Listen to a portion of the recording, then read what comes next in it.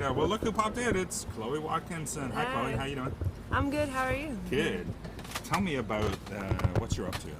The Park Eddy gig coming up. Yeah, absolutely. So we're playing here on the 12th at Grossman's Tavern, 10 p.m. And we've been working a lot on some new originals. As you may know, we recently had a successful Kickraiser fundraiser, and so between that and the Amy Louis scholarship that Grossman's gave us, we're in a good place. We're shopping around some studios. Thought we found the one we want, but still shopping, looks like. Right. Yeah. Right. You want to talk about the history of Park Eddy? And Sure. I'm not doing this because I'm on my millionth vacation, but Yeah. I'm blowing up a balloon. So go ahead. No problem, no problem. So we actually, 4 out of the 5 of us went to high school together at Rosedale Heights, and were mentored by a guy named David Hayes, who made a very big impact in our lives as musicians and as people, really. And met again about 5 years after high school, right here at Grossman's Tavern, of course, and decided to do kind of a commitment-style soul Motown Stax cover band. Cool. Called Chloe Watkinson and the Crossroads. And that was quite successful for about 7 years. Like, we played here like sometimes 4 times a month, sometimes once a month, you know, like we mixed it up quite a lot, and got a lot of experience. The reason I'm doing this is because there is a Max Webster album called Million Vacations, and Chloe has a relation with that band. Can you tell us about that? That's right. My dad was in Max Webster for, I believe, most of its life, and he had a big part in Million Vacations in particular. Let Go the Line. Yeah, that was his on big one. Million Vacations. He still plays that. That's right. Yeah. In fact, his 75th birthday is on September 15th, and he's having a minor show slash painting show as well at the Peach Gallery next to the Mod Club. Yes, I just got your invitation. Yeah, So that's awesome. So that should be fun. So a whole bunch of new originals of his.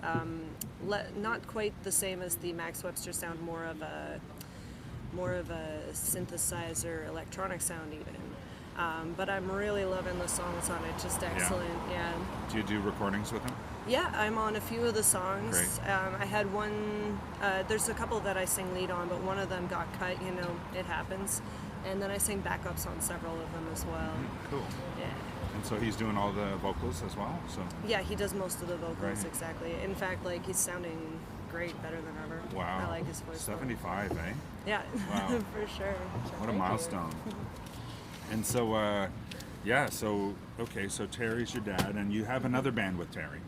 That's right, Powderfinger. We're a Neil Young cover band. Oh, okay, with Chris again. Exactly, and lots of great guys in that band too. We just played in,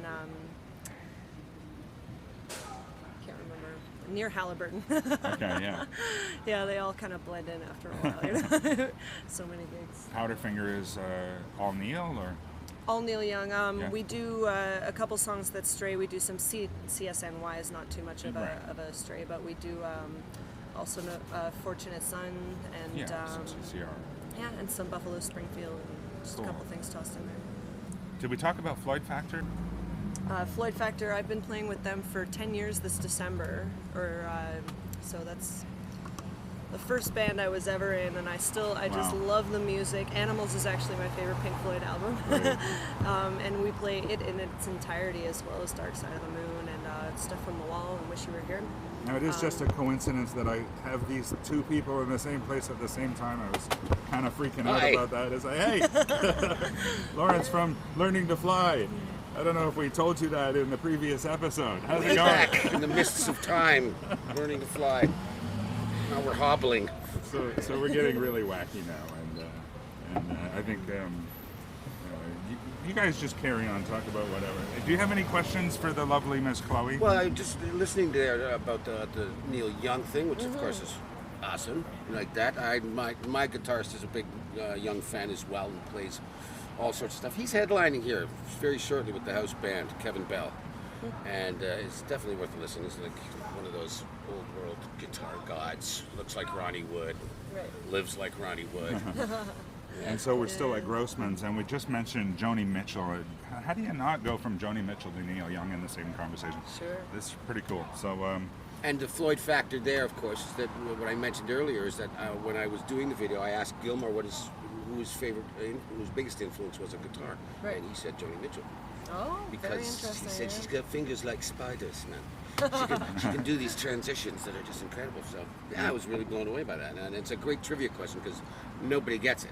That's awesome. I have to give them all those clues first. Dude, I got it. Yeah, I know, but I gave you the female and Canadian. Yeah, okay, that's a lot of hints. Who's the better guitarist? Nancy Wilson, but maybe.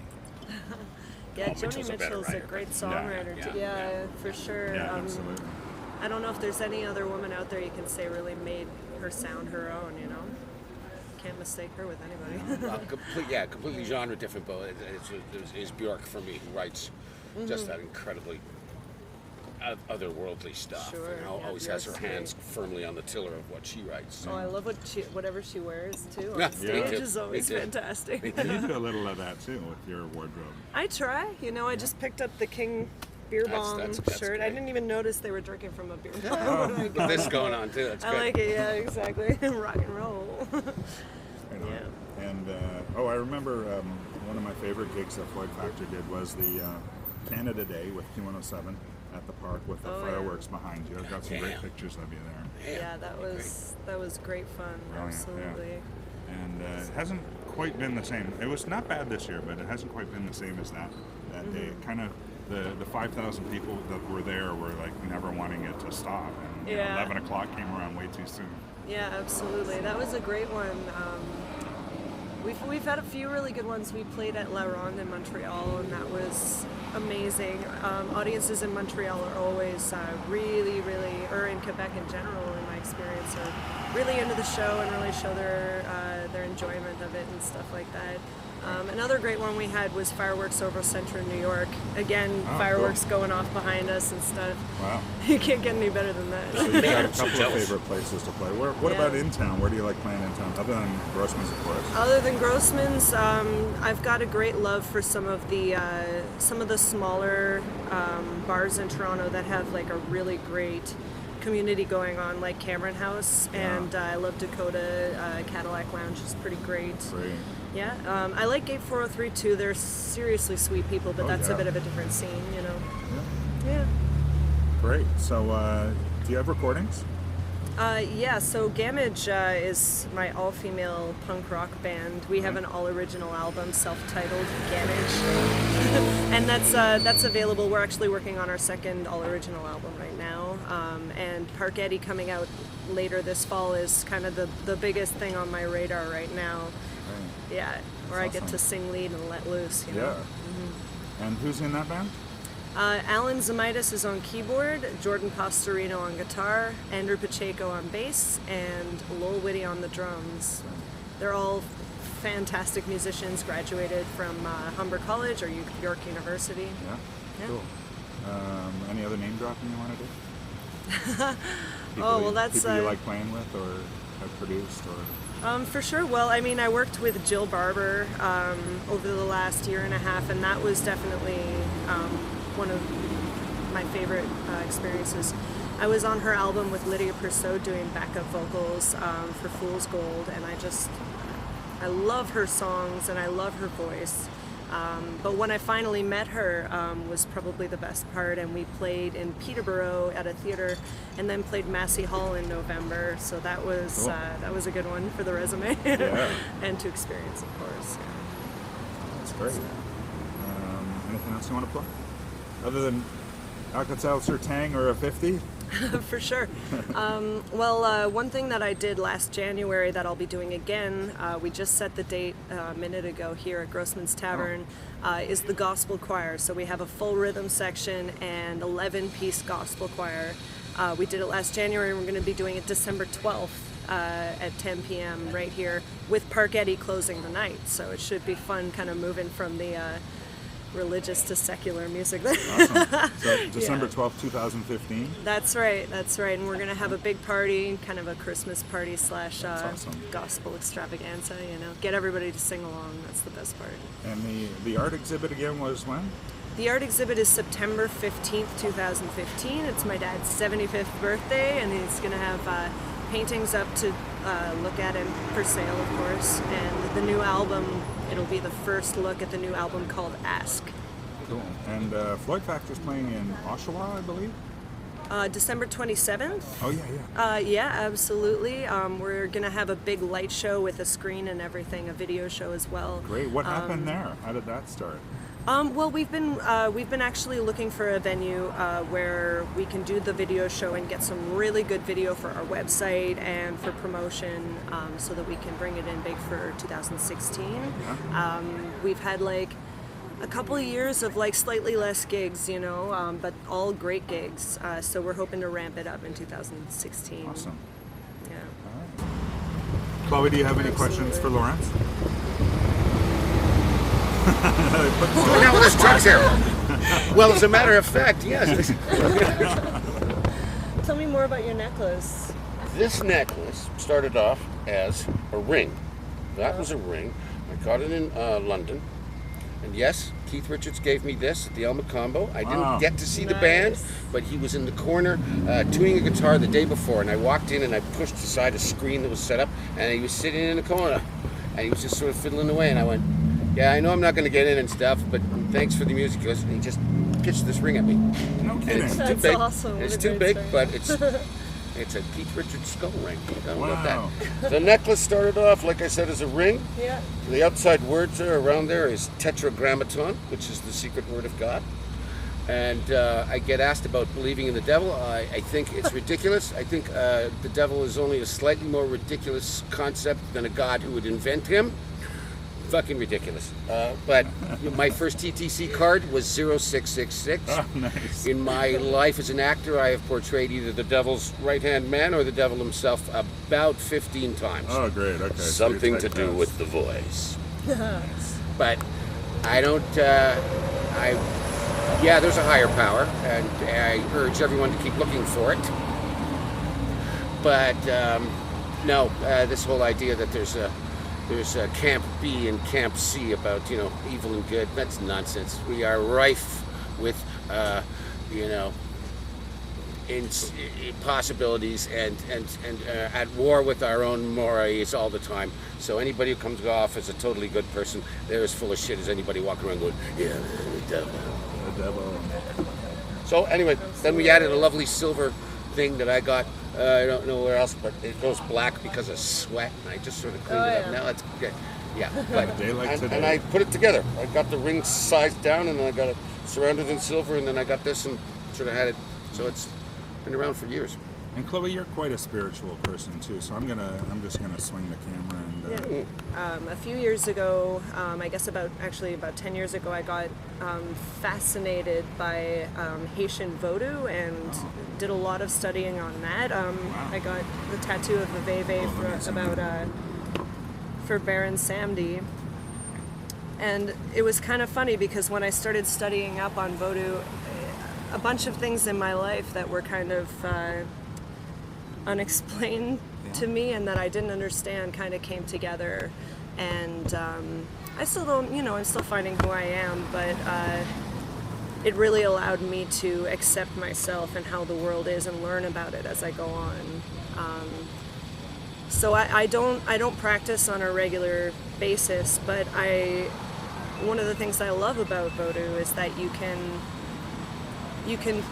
use it in any way that works in your own life with other religions that you may already have or lack thereof.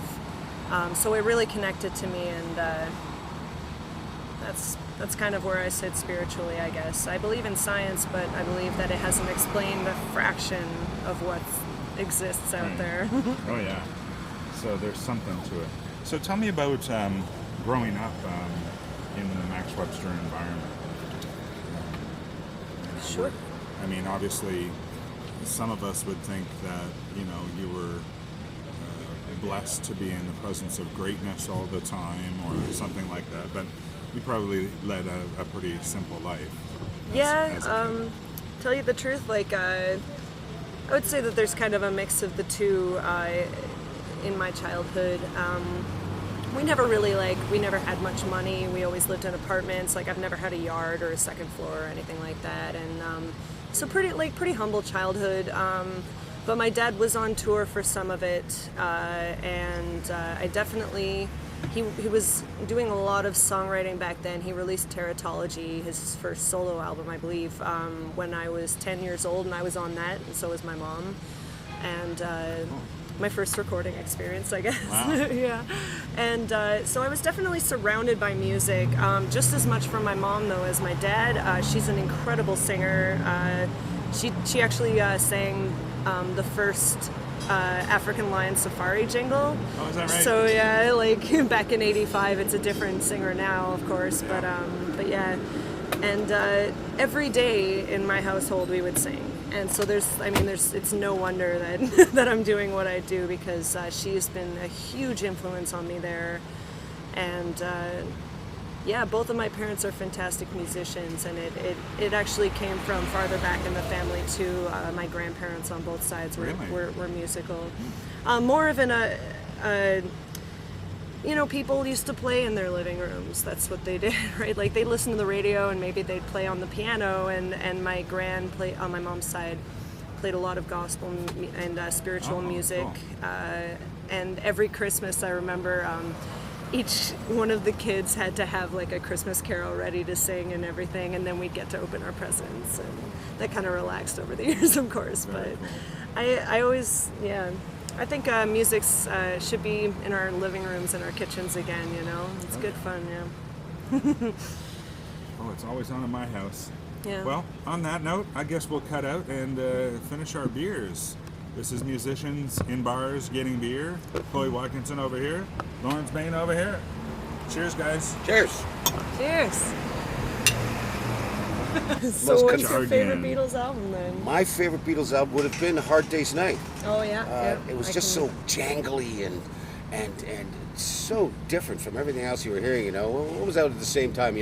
Roll out those lazy, hazy, crazy days of summer, and all this really sweet, syrupy, melodic-y stuff. Yeah. Oh yeah. There's so much energy in that album. Incredible.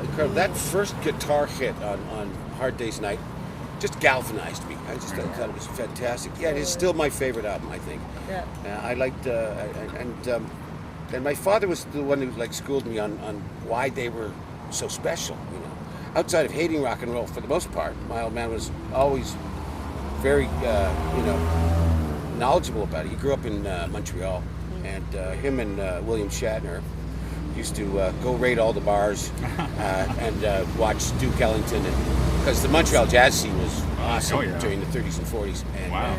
And so him and Billy Shatner would get up to their no goods together. kidding. Well, Shatner was kicked out of McGill, as was my father. Oh, boy. They were both told to leave. Oh, dear. Yes. So what's your favorite record? Yeah. My favorite Beatles album is probably Rubber Soul, with Help as a close second. Wow. I really felt like Rubber Soul was kind of a turning point for them, I actually heard a story, I'm not sure if it's true, but I heard a story that they met Bob Dylan just before they made Rubber Soul, and he said, you gotta stop writing just love songs, write about something a little deeper than that. And then they came out with Rubber Soul, which is definitely a little wacky, which I tend to like in music. And then there's Nick Cave's take on music, where he says every song is a love song, Yeah. no matter what. I totally believe that, Yeah, actually. absolutely. I absolutely believe that. Well, that's what the audience will hear anyway, Yeah. because it's up for interpretation. Yeah. So, so favorite Beatles, but what's your favorite album? Probably gonna be a tie between Animals by Pink Floyd and Close to the Edge, Yes. Oh, awesome. I'm a huge Yes fan. Last Right. few years I just could not stop listening to them. Oh, that's awesome. Yeah, I like Animals is my favorite as well. I like doing that vocal exercise on Sheep. Oh, That's the yeah. way you just, where it turns into the synth thing, and I just keep singing that. Yeah, synth that's note. my part in the It's just- band. Just Oh, exactly. that's so great. That's a great song. Gotta love Dark Side too, though. I Of mean, course. with Floyd Factor, I get to do Great Gig in the Sky. Oh, so. that's a brilliant one. Oh my God, I gotta hear that. Oh, yeah. And you've heard the story of Claire Torrey when she went into the studio to do that song. What about it? They told her just think of death. She'd never heard the Oh. song before, and they threw her in the studio. And that take that they used was her first take. Jesus. And she comes out and she's like, "Oh, can I do it again? Like, I really don't know." And they're like, "Okay, but we're gonna use that one." Yeah, really? Yeah. It's got a safety, but yeah. Yeah, well, I think you nailed it. exactly. Like, Apparently, it wasn't that pretty many amazing. years ago when they finally ponied up and gave her what it was worth. I heard too. about that, yeah. Well, she had was something a- like $350 for that. Yeah, she was a 16-year-old white girl, just kind of like naive and yeah. Here's your scale. And Yeah, Gilmore, exactly. and Gilmore said when I met him, I said, "So Pink Floyd is, it's you now and not Waters and stuff." He said, "Pink Floyd is lawyers." And that was interesting. It's interesting that talking to him, he wasn't bitter, but he was clearly angry. But he wasn't. It wasn't stopping his creativity to move on and be Pink Floyd. Anybody, and man, the camps are so divisive, right? Are they not? Between who's Pink Floyd, who brought the best to it, Rod Waters or Gilmore? Oh yeah. I mean, certainly Gilmore can do some of Waters' vocals. Waters is a better vocalist, I think, in my opinion. But yeah, the camps are so divided on that. Well, I don't think it could have really been what it was without both of them. No, you know? sure, no, like, no. It's like Lennon and McCartney, Right. too. Yeah, well, absolutely. Same sort of stuff. Absolutely. I got one Two for you. geniuses. I got one for you. For the music you play now, and then if you're doing original stuff, what were your influences there? Sam Cooke would have to be a big one. Awesome. Great I've question. always loved Sam Cooke, but when I heard his Live in Harlem Square album, just like the energy and passion in that is unbelievable. So that's definitely a big one. I have to mention my dad. Just like I've grown up with hearing him write music around the house, and I think that's a huge part of just who I am in general. Yeah, that's a great question. I mean, I could go on, I'm sure. Mine, You? original music for me started when I was 17. I was 1977, and what a year for music. Sure. And I listened to 2 albums until they were bald, and they completely influenced up to this moment what Simple Damn Device does. And those albums were Asia by Steely Dan and Never Mind the Bollocks. Wow. I'd never heard filthier lyrics from Steely Dan. No, they're incredibly dark and deep and drug-addled and sexually bent and classy somehow while they're writing it. And for me, I never wanted to scream, the lyrics that Johnny Rotten does, although there's some profanity peppered in with what I do. If I get angry enough, sometimes I don't swear, sometimes I do, just based on how the song's hitting me.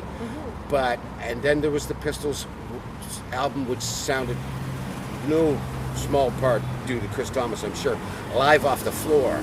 You can appreciate the layerings of Steely Dan, and I certainly do, but I also appreciate an album where it sounded like somebody pointed 3 mics at them and said, "Go!" Yeah. And it sounds like that to me. Never Mind the Bullets, a seminal album for how punk should have been and stayed, being recorded for quite a while. So those two, both musically and lyrically, affected me, because Rotten's a great lyricist too. I mean, he's very clever, and the guy's actually pitch perfect. That's what really freaks me out about him. That whole trembling stuff that he does, but he hits notes. They're pure, man. They're magic. Yeah. I urge anyone to listen to the Pistols again, just to see how much the guy was a really, really fabulous singer. And Steely Dan, I mean, Walter Becker, Donald Fagen, rather, he's not the best singer, but he's so emotive that you allow that. I think, I'm an actor/musician, and when I get on stage, I'm pretty sure that I'm still an actor/musician first. When you front a band and you are, not a virtuosic singer, and I'm not, I can hit the notes, and sometimes I get inspired, and sometimes I'm outwardly inspired by it. Great live band. Well, I love us live. And that lends us to how we record too. I try to get like that. Those first 2 or 3 tracks are the ones I really want to marry myself to, And then if you want to go in and, rub a little stank on it, you can do that. But I really like it off the floor live. Yeah. And like I said earlier, I'm working with Doug McClement, he's recorded everybody back to Jesus. And he's just releasing stuff now that he recorded with, the U2 and Max, and we get to work with him for free because we're the guinea pig for his classes that he teaches our band. Nice. Yeah, it's a coup. I think Van Halen said, if it doesn't sound good after a couple of live takes, we're not putting it on the album. Yeah. Because how are you going to do it live? Yeah, I'm 2 or 3 takes vocally too, and if it's not good, then it's not coming out. But by the third one, I'm gone. Yeah, take 1, that part. Take 2, this part. Exactly. And that's it. But I'm not gonna. Going in and doing take 10 and take 11. It's like when I do voice work and they hand me words that don't exist. There's something came out by Bayer last week that I had to do an ad for, and it was Priorin. Well, the word doesn't exist, folks. Somebody made it up in a lab, and you say Priorin 16 times. No, with Priorin. Fucking shivers. With new added Priorin. Oh, man, that's it's rubbish. You can And get, of course, the cosmetics side companies effects do that section all the time. was 18 minutes long. luckily, they have some other poor bastard do that. Side effects may include anal leakage. I know it's terrible. It's terrible. Mom, I got the job. My mother's so leakage proud. My mother's so proud. She shows my reels from years ago. And here he is murdering a woman. And here he is shooting himself in the head. And Here he is the devil my again. mom's so proud of me for that. That's great. Well, this has been a really special moment here. So thanks again, you guys. Musicians you. in bars getting beer. Thank you. Cheers. Cheers, guys.